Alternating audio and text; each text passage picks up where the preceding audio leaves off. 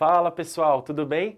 Meu nome é Daniel Zaidan, alguns de vocês já me conhecem daqui do canal, outros me conhecem aí do curso do intensivo, alguns do CR, mas o que importa aqui é que eu vim falar hoje para vocês de anemias e hemoglobinopatias da infância. Eu sou do time de pediatria da Medway, esse O Que Cai de pediatria na prova é um vídeo voltado aí para a gente destrinchar algumas questões, a gente não vai focar tanto no conteúdo teórico, é óbvio, vamos fazer uma revisão teórica, porém a nossa intenção é mostrar para vocês como cai, fazer um enfoque um pouco mais prático nas questões de residência mais recentes, especificamente sobre esse tema aqui de anemias e hemoglobinopatias da infância, beleza? Mas antes de eu começar a minha aula, deixa eu falar desse povo bonito aqui, dessa nossa equipe da Medway. Você que não nos conhece, muito prazer.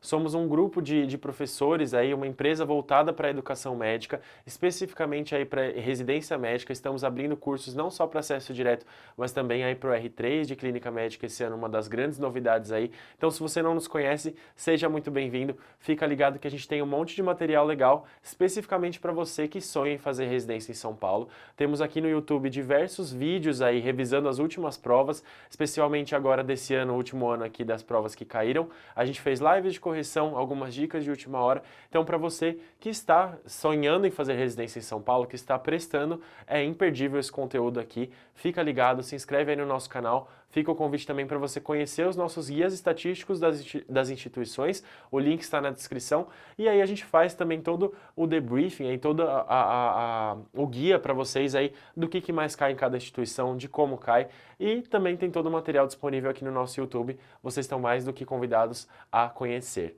Vamos falar então do nosso conteúdo teórico? Hoje a gente vai abordar anemias e hemoglobinopatias e eu começo aí com uma questão do SUS São Paulo de 2018, na qual a gente tinha um lactente de 9 meses, previamente rígido, que começa a retificar a sua curva de peso a partir do 8º mês de vida.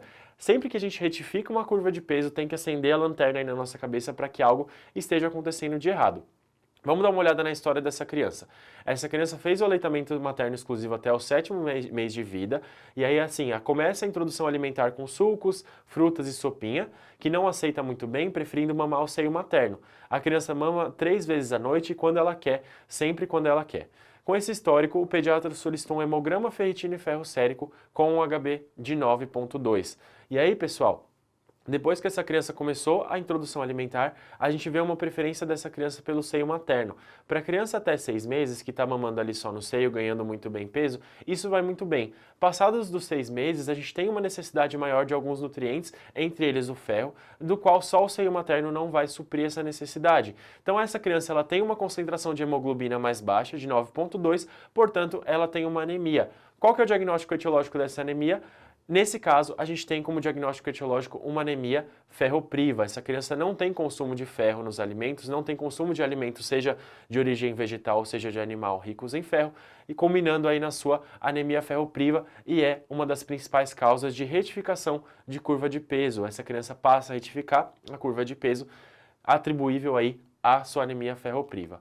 Vamos dar uma olhadinha no que a questão pedia pra gente. O diagnóstico mais prevalente perguntava da gente das alterações laboratoriais. E a gente tem que lembrar que a anemia ferropriva é uma anemia que é classificada como hipocrômica e microcítica. Ou seja, o que equivale isso a dizer? Equivale a dizer que o meu volume corpuscular médio é diminuído e a minha concentração média de hemoglobina também é diminuída. Portanto, eu vou tirar aqui a minha alternativa A e vai sobrar para mim a alternativa B, C, D, e aí eu também vou tirar, porque o meu VCM e o meu HCM não são normais. A gente vai falar um pouquinho daqui para frente do que é cada uma dessas medidas, mas a nossa alternativa correta é essa aqui. Eu tenho VCM e HCM diminuídos, o RDW ele é um reflexo da anisocitose celular, então, da anisocitose de hemácias, perdão. Então eu tenho algumas hemácias mais pequenas, tenho algumas hemácias maiores, tenho algumas hemácias menores, então o RDW ele reflete essa anisocitose. A ferritina é um exame que reflete aí a capacidade de armazenamento do ferro e ele é o exame que mais precocemente vai ser baixo na anemia ferropriva. Então, primeira alteração que eu tenho é a diminuição de ferritina. Ah, mas e o ferro sérico normal? Será que isso aí não está errado? Pessoal, o ferro sérico ele é um exame que ele tem muitas alterações compatíveis aí com o próprio ciclo circadiano. Ele é um exame que é pouco confiável e muito variável. Portanto, se eu escolher um exame aqui para confiar, não vai ser necessariamente ferro sérico. Eu vou preferir confiar aí no VCM, HCM, RDW e ferritina baixa, corroborando aí o meu diagnóstico de anemia ferropriva. Falando então de uma síndrome anêmica, então nesse paciente a gente tinha uma anemia que é definida pela concentração de hemoglobina menor do que os 2 desvios padrões da média da população normal. A gente tem uma variação conforme idade, conforme sexo, conforme gestação, né, se a paciente está gestante ou não, e a altitude também varia a hemoglobina. A gente tem uma concentração de hemoglobina X, que é para suprir a nossa demanda fisiológica, e a partir do momento que essa concentração começa a reduzir, a gente pode ter as manifestações clínicas da anemia, como cansaço, fadiga, palidez. Nas crianças é comum a gente ver retificação da curva ponderal, pode ter um atraso inclusive no desenvolvimento neuropsicomotor, tudo atribuível a essa carência nutricional. Vamos ver aqui, segundo a OMS, o que a gente tem de pontos de corte para anemia. De 6 meses a 5 anos, a gente tem um ponto de corte de 11, portanto, menor do que 2 desvios padrões corresponde a 11. Logo, menor do que 11, eu defino uma anemia como um HB menor do que 11 na criança de 6 meses a 5 anos. De 5 a 11 anos, meu cut point é de 11,5. De 2 a 14, menor do que 12. E aí, para maiores de 15 anos, é aquela variação que eu falei para vocês. Para as mulheres, para as meninas, adolescentes e mulheres não gestantes, o cut point é menor do que 12. Para as gestantes é menor do que 11. E para os indivíduos do sexo masculino maiores de 15 anos, menor do que 13. Ah, faltou aqui menor do que 6 meses, tem erro na tabela. Não, pessoal, a tabela para menor do que 6 meses é um bafafá, é um zum, zum, zum. Tem um monte de valores de referência, conforme menor a idade da criança, então recém-nascidos têm concentração maior, tem uma concentração de hemoglobina maior, os seus níveis de hemoglobina são maiores, portanto, a cada semana ali a gente tem um valor de referência para hemoglobina, é uma tabela enorme, mas o que principalmente a gente tem que saber está nessa tabela aqui, pessoal. Então vamos para a próxima, aquela criança que a gente viu na questão tinha um HB de 9,2, portanto menor do que 11, portanto uma anemia ferropriva. Vamos falar um pouquinho aí de alguns conceitos importantes para a gente definir. O que é hemoglobina? É a proteína responsável pelo transporte de oxigênio.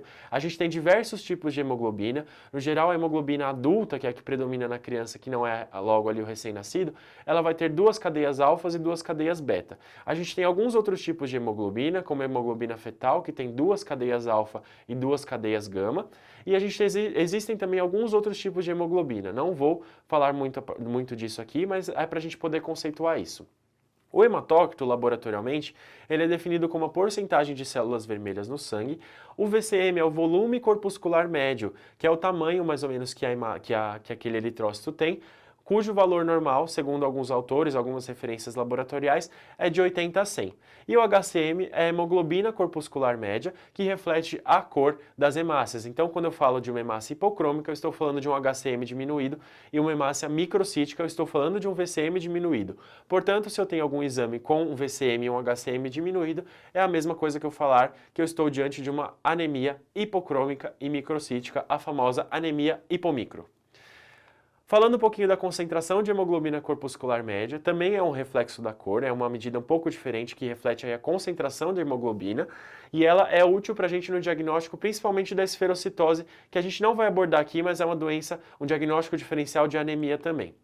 E o RDW, que eu já falei para vocês, ele é um comparativo entre a variação das hemácias que a gente tem naquela população. Então eu vou pegar ali todas aquelas hemácias, analisar, e quanto mais variação eu tenho de uma hemácia para outra, de uma menor para uma maior, maior é o meu RDW. Quando eu tenho uma anemia ferropriva, eu tenho uma variação da incorporação de ferro naquelas hemoglobinas, portanto eu tenho hemácias com pouca hemoglobina que ficam, hemácias menores ali que tem um tamanho menor e hemácias que ficam um pouco ali do tamanho normal, que normal para maior.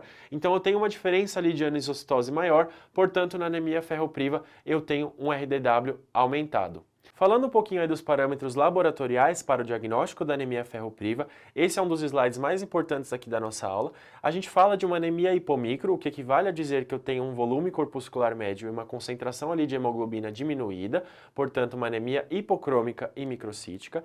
Eu posso ter também uma plaquetose reacional. É claro que essa plaquetose ela vai ser por estímulo medular, portanto ela não é patognomônica. Eu posso ter plaquetose por alguns outros motivos, mas se eu tenho uma anemia hipomicro com uma plaquetose, é bastante confiável que eu esteja diante de uma anemia ferropriva. O RDW, como eu já falei para vocês, ele vai estar aumentado pela diferença ali de tamanho entre as hemácias da anemia a diferença de tamanho das hemácias na anemia ferropriva. E o nosso perfil de ferro, como que vai ficar? o de baixo desce. Então eu tenho uma diminuição do ferro sérico, que também pode estar normal. É um exame que ele não é tão confiável assim, ele pode refletir ali algumas alterações que não são patognomônicas desse perfil de ferro, mas em geral ele vai estar diminuído. A ferritina é o exame mais precocemente diminuído na anemia ferropriva, então conforme eu tenho uma instalação da anemia ferropriva, quem diminui primeiro é a ferritina, que é responsável pelo estoque de ferro. Portanto, ela é o primeiro exame a ser alterado. E a saturação da transferrina também diminui. E esse aqui, ele vai subir a capacidade total de ligação da transferrina, porque eu vou ter ali a transferrina, a proteína de transporte do ferro, ela vai estar mais ávida ali por aquele ferro, então ela vai ter uma ligação maior com o ferro disponível ali naquele paciente. Vamos dar uma olhadinha agora em outro caso clínico para a gente entender melhor a diferença. A gente tem nesse caso aqui, da Unifesp de 2019, um rapaz de 1 ano de idade, termo com peso de nascimento maior de 3.500 gramas, também com aleitamento materno exclusivo num prazo bom, aí até o 6º mês de vida, sem outras intercorrências. Ele fez suplementação profilática com ferro desde os 6 meses de vida, maravilha, e ele come bem todos os alimentos. Olha a diferença para o outro paciente, que não tinha uma ingesta adequada de ferro, que não tinha uma ingesta preferencial só de seio materno após os 6 meses de vida. E nesse paciente aqui a gente tinha uma alimentação bem diversificada com suplementação de ferro. Faz sentido esse paciente ter uma anemia ferropriva? A princípio não, porém ele estava descorado uma cruz em 4, foi solicitado um hemograma e aí bateu uma anemia hipomicro. Poxa, mas você falou até agora, Daniel, você falou até agora que a anemia hipomicro é igual a anemia ferropriva. Qual que é a principal hipótese diagnóstica para esse paciente, pessoal? É anemia ferropriva?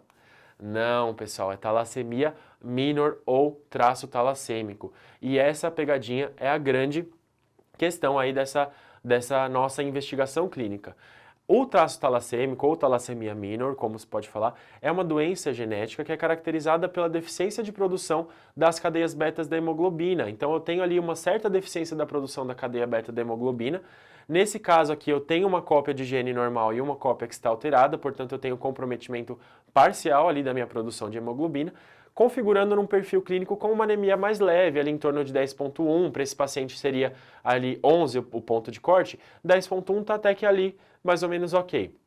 Uma anemia leve, hipomicro também, e aí esse paciente aqui, ele recebeu suplementação profilática de ferro, está comendo bem e mesmo assim persiste a anemia. Na prática, na clínica, na grande maioria das vezes, o que a gente tem como diagnóstico de traço talassêmico é justamente isso. Um paciente que você vê ali uma anemia, trata como se fosse uma anemia ferropriva, ele não responde dentro do prazo esperado e aí você vai investigar, é um paciente com talassemia.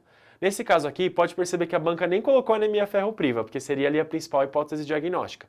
Para a gente pensar nas outras hipóteses diagnósticas, especialmente na anemia megaloblástica, a anemia megaloblástica cursa com VCM aumentado. A gente não teria aí essa configuração específica do hemograma, levando a gente ao diagnóstico de talassemia minor. Então, hipocromia e microcitose é igual a anemia ferropriva? Nem sempre, especialmente quando a gente tem um RDW normal, que é mais indicativo do diagnóstico de talassemia. E anemia de doença crônica, quando a gente está de frente de uma anemia de doença crônica, a gente pode ter ali, geralmente a gente tem um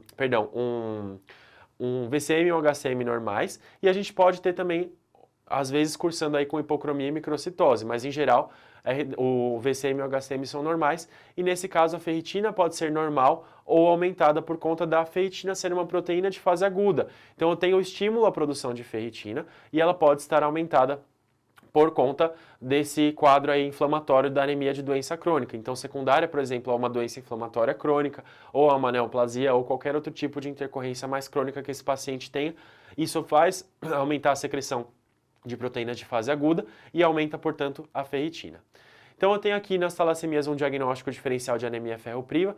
Percebam aqui que a gente tem as hemácias de tamanho bem próximo, portanto o RDW nesse caso é normal.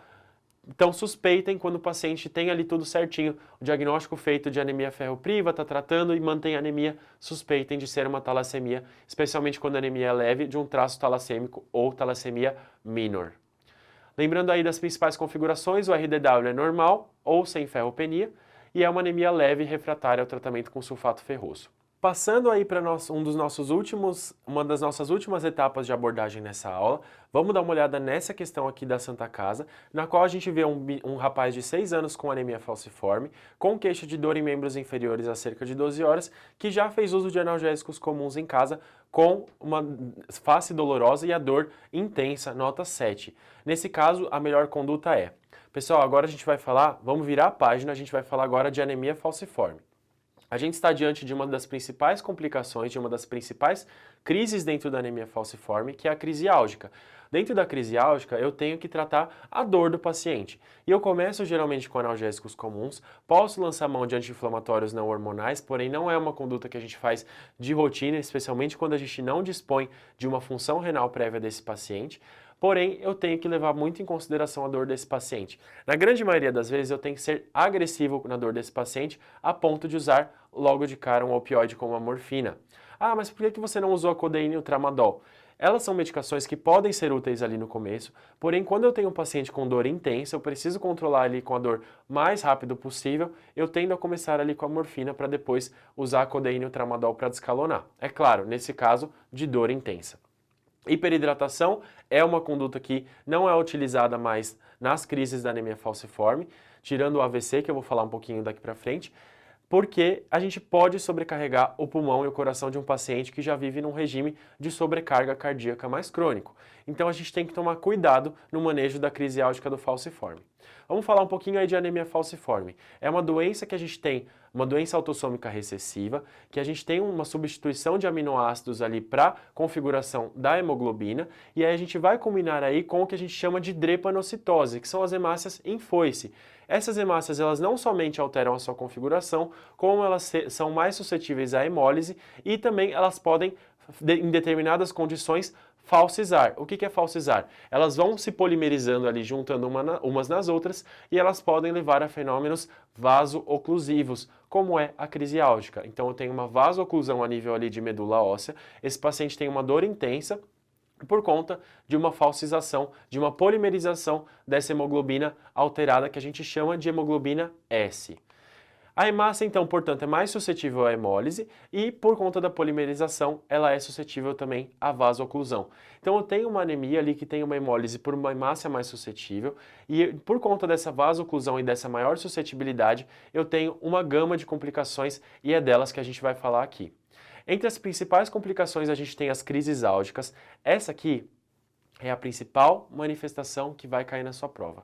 É a síndrome mão-pé, geralmente é a mais cobrada, é a dactilite isquêmica, crise vasoclusiva como dactilite isquêmica. Geralmente é o primeiro evento que a criança vai manifestar no diagnóstico de anemia falciforme. É claro, se ela não tiver diagnosticado no teste do pezinho, que hoje em dia que é disponível, né, no teste do pezinho, o diagnóstico de anemia falciforme. Se a criança não manifestou nenhum sintoma, se ela manifestar o primeiro sintoma ali com uma dactilite isquêmica aqui, pode apostar que isso aí é uma anemia falciforme. A conduta, pessoal, não só na dactilite isquêmica, como em qualquer outra crise álgica, é analgesia. E eu não posso ter medo de pesar a mão na analgesia desse paciente.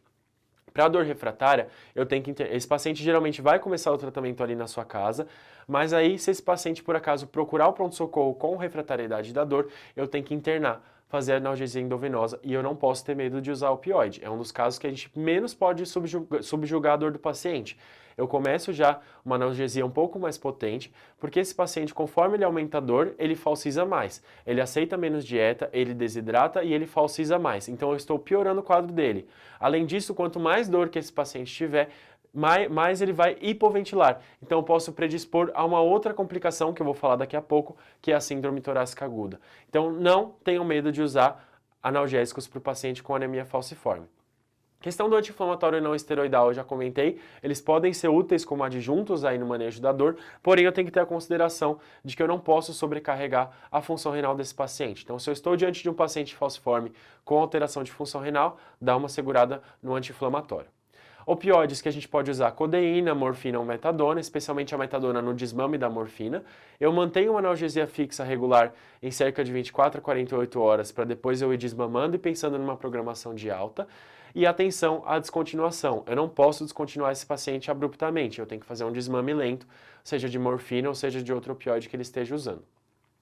Pessoal, Para a crise álgica, a gente tem alguns eventos disparadores. Podem ser infecções, pode ser desidratação, qualquer que for o evento disparador, eu tenho que tratar. Geralmente a gente tem como desidratação um dos eventos disparadores ou infecções. Então eu tenho que estar tratando esse evento para que ele consiga ser mitigado aí para manejo dessa crise álgica. E além disso, quando eu tenho dores ósseas frequentes, eu tenho que fazer um acompanhamento conjunto com a ortopedia, porque essa isquemia pode levar a osteomielites. Vamos falar um pouquinho da outra complicação, que é a síndrome torácica aguda, que ela é praticamente aí pode ser uma evolução, inclusive, da crise álgica por hipoventilação, mas dentro da síndrome torácica aguda, a gente tem como critério diagnóstico principal um infiltrado novo no raio-x de tórax, mais febre, que não é tão comum no paciente falciforme apresentar com uma síndrome torácica aguda com febre, dor torácica ou sintomas respiratórios, como tosse, dispneia, hipoxemia, esforço respiratório. E aí, geralmente, como mecanismo etiológico da síndrome torácica aguda, a gente pode ter também infecções, embolia gordurosa de medula óssea. Então, por conta dos infartos medulares, eu tenho liberação de êmbolos de gordura na circulação, provocando a síndrome torácica aguda, ou atelectasias. Lembrando que eu posso ter também eventos vasculares. Esse paciente, por conta daquelas alterações mais suscetíveis da hemácia, eu tenho também alterações endoteliais e eu posso ter fenômenos vasculares, inclusive cursando com infartos pulmonares, precipitando aí uma síndrome torácica aguda.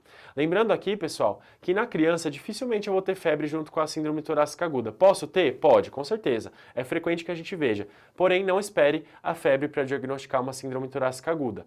Lembrando aí que a gente parte, olha que curioso, a gente parte aí de um achado radiológico e não tão clínico necessariamente para fazer o diagnóstico da síndrome torácica aguda. Então, se aquele paciente se apresenta para você com esses sintomas, aí você faz o raio-x e tem um infiltrado novo, eu faço o diagnóstico da síndrome torácica aguda. Como que é o manejo da síndrome torácica aguda? Pessoal, isso aqui é adaptado do Manual de Eventos Agudos em Doença Falciforme do Ministério da Saúde. Eu completei com algumas informações que são importantes para a gente saber. Então, o meu paciente com critérios de síndrome torácica aguda é igual à internação. É a complicação com maior morbimortalidade dentro da anemia falciforme. 13% desses pacientes evoluem para ventilação mecânica. Alguns deles evoluem com gravidade, evoluindo para óbito. Então, esse paciente tem que estar internado.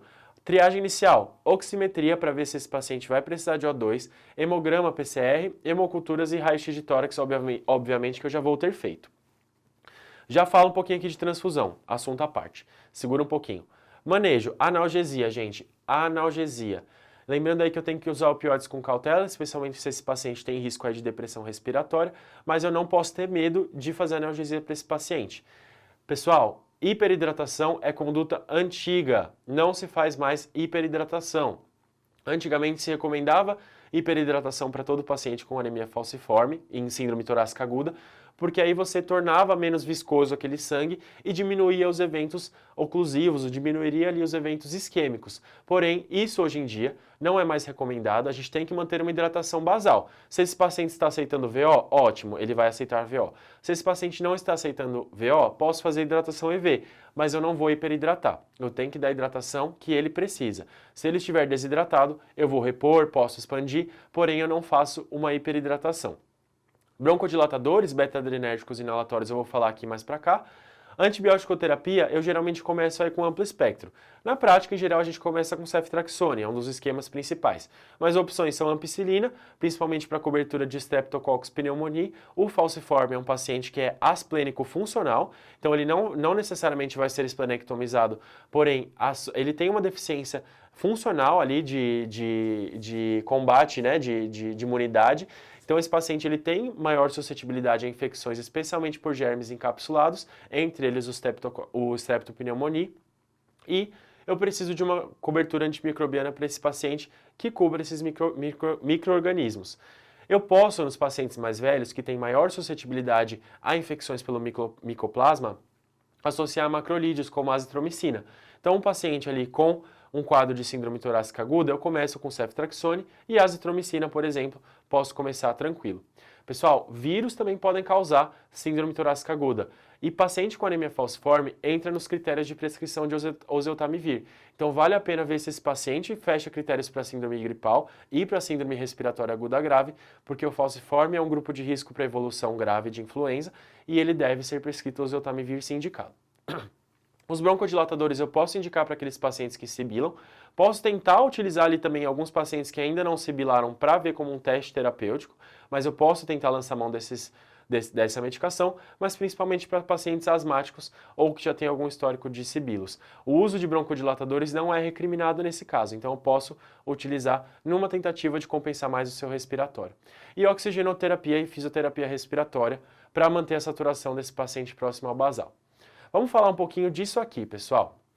Eu tenho duas modalidades de suporte hemodinâmico para o paciente, hemoterápico para o paciente com anemia falciforme e com síndrome torácica aguda. No geral, eu vou começar com a transfusão simples, ou seja, eu vou prescrever ali o concentrado de hemácias. Por quê? Esse paciente ele está com hipóxia, ele pode ter ali uma diminuição da HB, então eu tenho que compensá-lo, aumentar a sua hemoglobina para que ele não hemolize ainda mais, para que ele não sofra ainda mais e que ele não descompense ainda mais dessa anemia sintomática. Então, a minha tendência é começar inicialmente com um concentrado de hemácias simples, tá? Porém, especialmente, só voltando um pouquinho, eu faço a transfusão simples especialmente quando o paciente tem uma queda ali em torno de 1 grama por decilitro do seu HB basal. Não há nos consensos, se vocês pegarem para dar uma olhada nos consensos, um HB alvo para esses pacientes. No geral, a gente quer deixar o HB próximo do seu basal. Então eu tenho que transfundir para deixá-lo próximo ao seu basal. Não adianta eu querer mirar num HB muito longe do basal do paciente, porque eu posso transfundir demais e deixar o sangue desse paciente mais viscoso, piorando o quadro. Eu deixo então, no geral, em torno aí do basal do paciente.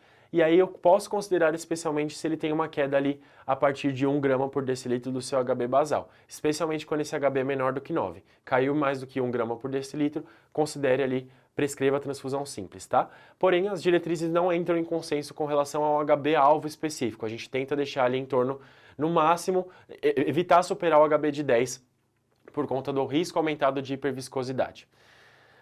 No caso de um desconforto respiratório muito importante refratário à transfusão inicial, no caso ali de uma refratariedade de melhora clínica à transfusão inicial, eu posso considerar fazer a exsanguíneo transfusão parcial, também chamada ali de transfusão de troca. Então eu vou transfundir esse paciente e eu vou também tirar um pouquinho ali daquele sangue dele, fazendo ali aquela transfusão de troca, aquela titulação, para deixar ali aquele hematócrito um pouco menos elevado. Pelo Ministério da Saúde, isso é uma diretriz um pouco mais antiga, as diretrizes novas não mencionam esse ponto de corte, eu posso considerar especialmente quando esse paciente tem um hematócrito acima de 25% ou um HB maior do que 10%. Então, nesses casos de persistência dos sintomas num paciente que tem um HB um pouco mais alto, um hematócrito mais alto, eu posso fazer a transfusão de troca ou exsanguíneo transfusão parcial. Mas isso é nos casos aí de refratariedade ou no caso de um paciente que tenha uma porcentagem mais alta de HBS, especialmente acima de 30%.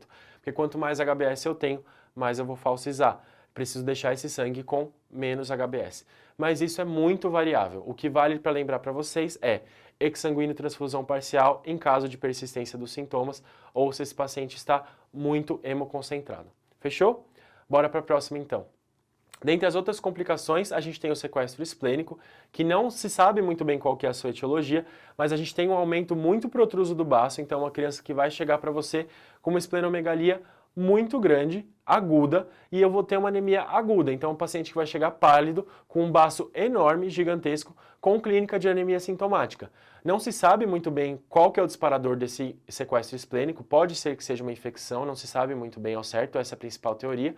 Ela é mais comum em lactentes e rara em crianças mais velhas após 6 anos de idade.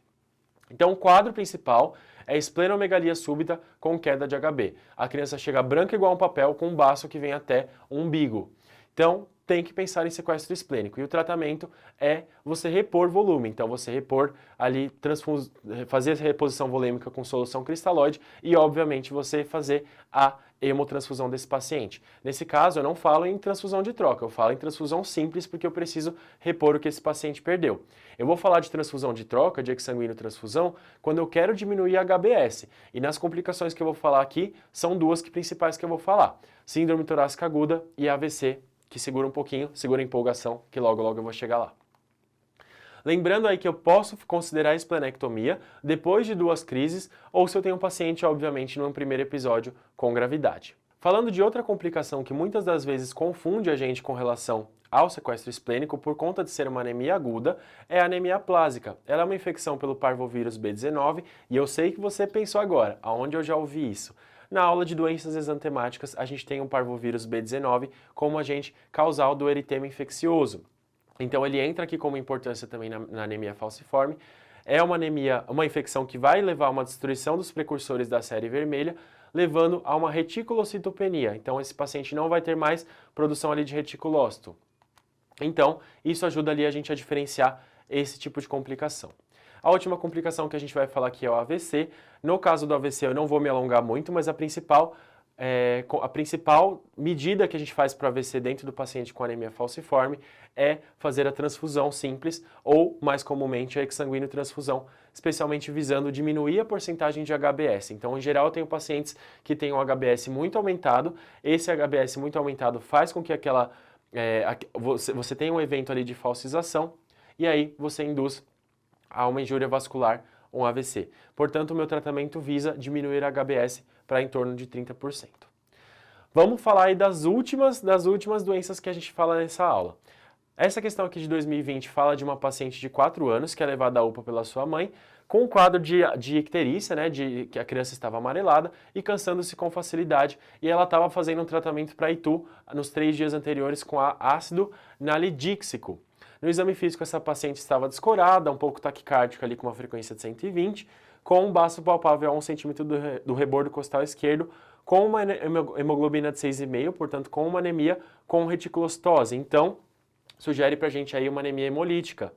As hipóteses diagnósticas são, pessoal, uma anemia hemolítica que tem uma instalação ali abrupta nos últimos dias, tem relação com uma medicação que está sendo utilizada pela paciente. Eu tenho que pensar em deficiência de G6PD. Quando eu falo aí da deficiência de G6PD, eu tenho que denotar aí, definir antes o conceito para vocês de anemia hemolítica. A hemólise é a destruição prematura das hemácias, ali dos precursores das hemácias. Eu vou ter uma hemólise que supera a produção, levando, portanto, à anemia. E aí eu vou ter, como consequência, um aumento de reticulócito como produção dessa anemia hemolítica, um aumento de LDH, que é um dos produtos dessa hemólise, e um aumento de bilirrubina indireta. Por isso que a criança estava mais amarela, às custas de hiperbilirrubinemia indireta.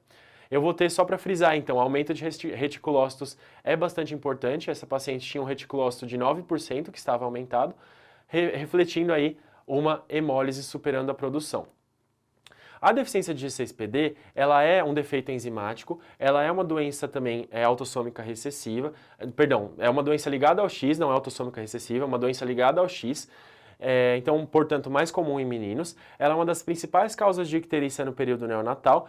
E a G6PD é a glicose 6-fosfato desidrogenase. É uma enzima responsável pela proteção celular ao estresse oxidativo. Então, quando eu tenho algum estresse oxidativo, especialmente aí o uso de algumas medicações, entre elas, olha quem está aqui, ó, a medicação que a nossa criança usou.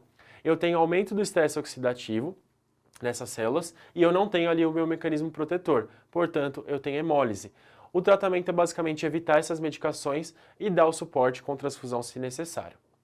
É uma doença, portanto, ligada ao X, deficiência enzimática das mais comuns. Eu tenho o estresse oxidativo levando, portanto, a uma hemólise aguda, né? Toda vez que eu tenho a exposição desse paciente a um estresse oxidativo.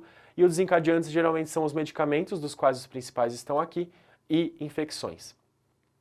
Finalizando aí, pessoal, lactente de 2 meses, nessa questão aí do Einstein de 2017, que está ganhando bastante peso, em torno de 30 gramas de peso ao dia, e a mãe considera que a criança está um pouco pálida, com medo que ela esteja com anemia. Ela trouxe um exame de sangue anterior, com um HB de 12,5, e aí, agora com 2 meses de idade, essa criança estava com HB de 9. Ai meu Deus, é anemia, é ferropriva, é ferropriva. Pessoal, calma. Nesse caso aqui, o que chama atenção para a gente de não ser ferropriva é essa faixa etária aqui. Esse paciente tem 2 meses de idade.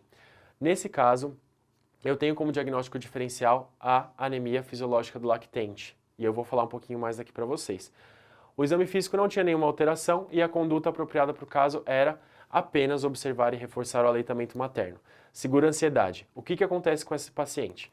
Dentro do útero, a gente expõe ali o feto a um estoque maior de ferro pela placenta, especialmente ali no 3º trimestre. Então eu tenho ali um regime de hipóxia crônica, a placenta ela vai transferir todo o ferro ali o paciente, para o bebê, na verdade, né, para o feto. E eu tenho um regime de maior hipóxia crônica. Por quê? Porque eu tenho uma tensão menor de oxigênio, eu tenho uma PO2 menor dentro do útero. Quando esse bebê nasce e ele respira, eu tenho um aumento da saturação de HB. Esse HB que vai ter no início da vida do bebê é um HB fetal, que é aquele HB que tem uma maior afinidade pela hemoglobina, pelo oxigênio do que a hemoglobina adulta, e eu tenho uma substituição progressiva da HB fetal pelo HB do adulto, e aí com o tempo isso vai culminar em uma menor produção de eritropoetina. Por quê? Eu vou ter um ambiente mais rico em oxigênio e eu vou ter uma substituição para o HB adulto, que tem menos afinidade pelo oxigênio. Então eu vou ter uma menor produção, de eritropoetina, suprimindo aí a minha eritropoiese. Isso ali em torno das 8 semanas de vida, dos 2 meses de vida, vai levar à anemia fisiológica do lactente.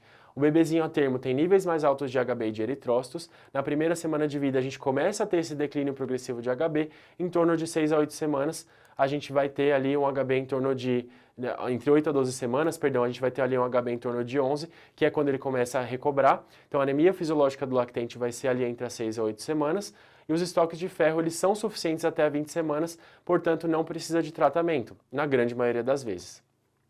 Lembrando aí, falando em anemia fisiológica, em profilaxia de anemia ferropriva também, a gente tem que lembrar das indicações de profilaxia de anemia ferropriva.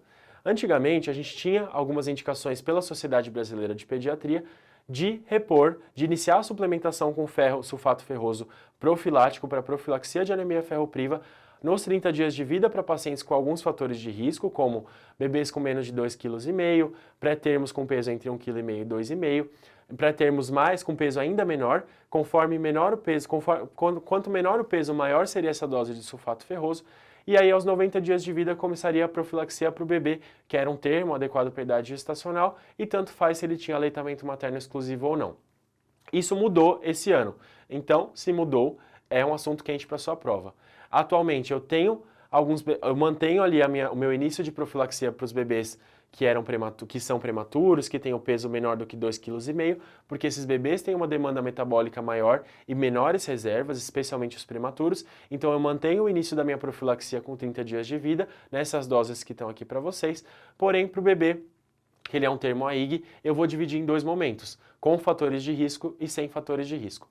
Se eu tenho um bebê, por exemplo, cuja mãe não utilizou suplementação de sulfato ferroso na gestação, se essa mãe não teve uma má nutrição materna, se essa mãe teve alguma síndrome hemorrágica na gestação, ou mesmo se esse bebê teve um clampeamento imediato do cordão, não foi um clampeamento tardio, eu tenho um bebê que tem maior fator de risco, que tem maior risco para ter anemia ferropriva. Tem alguns outros fatores de risco, mas esses são os principais. Então, se eu identifiquei algum fator de risco na história para anemia ferropriva, eu inicio a suplementação como era antes, aos 90 dias de vida, na dose de 1 mg quilo dia.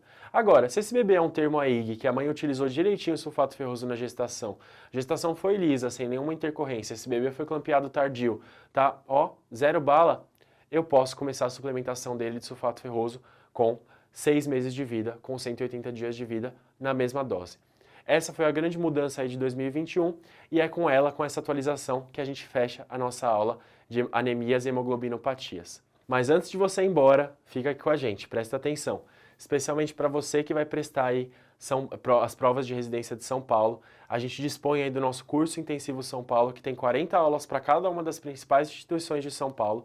A gente tem simulados inéditos para cada instituição, tem um banco de provas enorme e, além disso, a gente pega o que principalmente pega no pé dos candidatos da prova, que são as questões de cirurgia e de imagens radiológicas, e tem cursos especiais só para isso. Pessoal, vai perder? Não tem como perder, né? Mais conteúdos vocês conseguem acessar aí, conheçam um pouco mais do nosso trabalho, dos nossos cursos, e as vagas estão abertas, pessoal.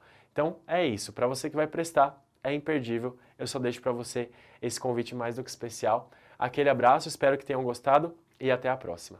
E lembrando, para a única direção possível, para cima.